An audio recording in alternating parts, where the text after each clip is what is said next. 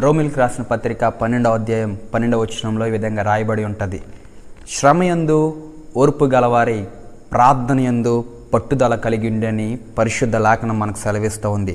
ఈ యొక్క వచనాన్ని మనం పరిశీలన చేస్తే శ్రమ వచ్చినప్పుడు, ఇబ్బంది కలిగినప్పుడు, పోరాటం ఎదురైనప్పుడు, మన జీవితంలో అనుకోలేని పరిస్థితులు ఏర్పడినప్పుడు ఎలాంటి లక్షణాన్ని కలిగి ఉండాలో పరిశుద్ధ లేఖనము చాలా స్పష్టంగా మనకు సెలవిస్తూ ఉంది. మీరు శ్రమయందు ఓర్పు కలిగిన వారై ఉండుడి.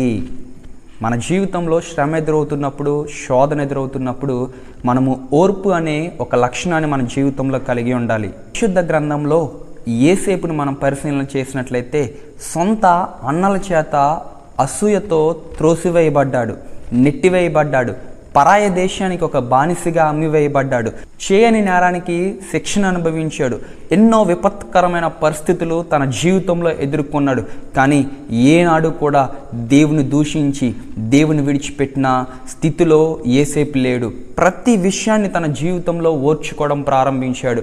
ఎప్పుడైతే తన ఓర్పుని కలిగి ఉన్నాడో, ఏ దేశానికైతే బానిసగా అమ్మివేయబడ్డాడో అదే దేశానికి ఒకానొక దినమందు నా దేవుడు ఒక ఉన్నతమైన స్థితిలో యేసేపుని నిలబెట్టాడు.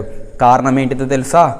కేవలం ఒకే ఒక కారణము, యేసేపు తనకు ఎదుర్కొంటున్న పరిస్థితిలో ఓర్పుని కలిగి ఉన్నాడు. దావీదును కూడా మనం పరిశీలన చేస్తే సౌలు ఎన్ని పన్నాగాలను పన్నినా, ఎన్నిసార్లు ప్రాణాపాయ స్థితిలోకి తను నెట్టివేయాలని చూసినా ప్రతి దాన్ని ఓర్చుకోవడం ప్రారంభించాడు. దావీదును మరలా దేవుడు దీవించడం ప్రారంభించాడు. హన్న యొక్క జీవితాన్ని మనం పరిశీలన చేస్తే పిల్లలు లేని స్త్రీగా హన్న ఉండడం మనకు కనబడుతుంది.